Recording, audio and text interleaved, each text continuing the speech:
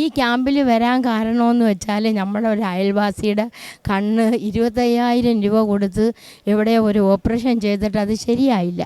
അങ്ങനെ അങ്ങേര് ആരോ പറഞ്ഞ് ഇതേ കണക്ക് സമുദ്രതീരത്തിൻ്റെ ഒരു ക്യാമ്പ് ഇവിടെ നടക്കുന്നുണ്ട്, നല്ല വെറൈറ്റിയാണ്, അവിടെ പോയി ചെയ്യുന്നതാണ് ഏറ്റവും നല്ലത്. അങ്ങനെ എൻ്റെ കണ്ണ് മറ്റേ കണ്ണിൻ്റെ കാര്യത്തിൽ നിന്നും വിഷമം വന്ന് അങ്ങനെ സമുദ്രതീരത്തിനെ സമീപിച്ച് അങ്ങനെ ഇവിടെ കല്ലുവാതൊക്കെ വന്ന് ആ കണ്ണ് കാണിച്ചപ്പോഴത്തെ ഒരു തുള്ളി മരുന്ന് കൊടുത്ത് ആ വെട്ടൽ മാറി. അത് കഴിഞ്ഞതിന് ശേഷം അടുത്ത മാസം ഞായറാഴ്ച ദിവസം വരണം, മറ്റേ കണ്ണ് ഓപ്പറേഷൻ ചെയ്യാമെന്ന് പറഞ്ഞു.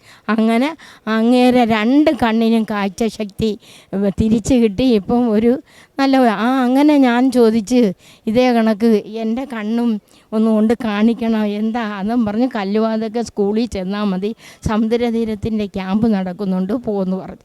അങ്ങനെ കഴിഞ്ഞ വർഷം ജാനുവരിയിൽ ഞാൻ ഇവിടെ വന്ന് എൻ്റെ വലത് കണ്ണ് ഓപ്പറേഷൻ ചെയ്ത് ഭയങ്കരമായ കാഴ്ച കിട്ടി. ഞങ്ങളെ നമസ്കരിക്കാനും എൽമുകൾ ഓതാനും ഒക്കെ നല്ല കാഴ്ച, ദൂരക്കാഴ്ച എല്ലാം എനിക്ക് അനുഭവപ്പെട്ടു വരുന്നപ്പോഴത്തേക്ക് പിന്നെ പിറ്റേ മാസം തന്നെ കണ്ണ് ഓപ്പറേഷൻ ചെയ്യണമെന്ന് പറഞ്ഞത്. അപ്പോഴത്തേക്ക് എനിക്ക് സാഹചര്യം കിട്ടിയില്ല.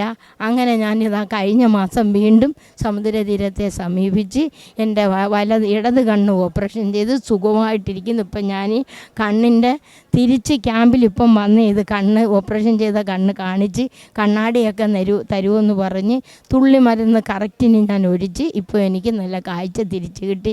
ദൈവത്തിൻ്റെ അനുഗ്രഹത്താൽ ഈ സമുദ്രതീരം ലോകം അവസാനിക്കും കാലം വരെയും സാധുക്കൾക്ക് വേണ്ടി ഒരു പ്രയോജനമുള്ള ഒരു സമുദ്രതീരമായി തീരാനും ഈ ക്യാമ്പിൽ പ്രവർത്തിക്കുന്നവർക്കെല്ലാം അതിനുള്ളതായ തക്ക പ്രതിഫലം കിട്ടാനും ദൈവത്തിൻ്റെ അനുഗ്രഹത്താൽ മോനെ ദൈവം ഇത് നിലനിർത്തി തരട്ടെ. കൂടുതലും ശേഷിയുള്ളവരുമുണ്ട്, ശേഷിയില്ലാത്തവരുമുണ്ട്, തീരെ ശേഷിയില്ലാത്തവരുമുണ്ട്. 2 കണ്ണ് നഷ്ടപ്പെട്ടവർ, 1 കണ്ണ് നഷ്ടപ്പെട്ട എല്ലാവർക്കും ഇപ്പം സമുദ്രതീരത്തിൻ്റെ പ്രവാഹം പോലെ കാഴ്ച വർദ്ധിച്ചുകൊണ്ടിരിക്കുന്നു, ഒരു കുഴപ്പമില്ലാതെ.